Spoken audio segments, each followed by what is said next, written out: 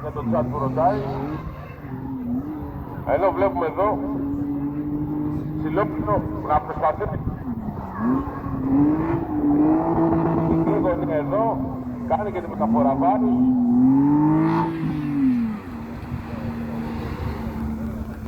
Κάνουμε.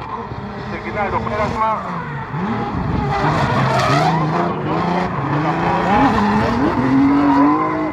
Οριακά εκεί έχει ένα λίγο πιο κλειστή γραμμή, αλλά θα μπει εδώ στη Μεγάλη Πλατεία με μια διόρθωση.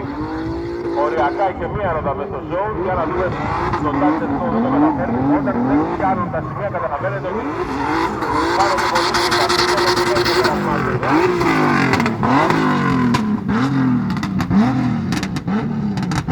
Τρία να μας δει τι καλύτερο μπορεί να κάνει.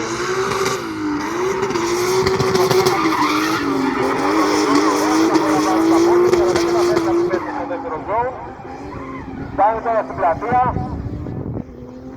Μία ρόδα μες στο ζώο οριακά, πάνω στη γραμμή, δεν κατάφερε να πει μέσα αρκετά. Υποψία εξυνόματος εδώ. Οριακά περνάει και το ξέρει και ολοκληρώσει την προσπάθειά του. Να δούμε τη μορφολογία.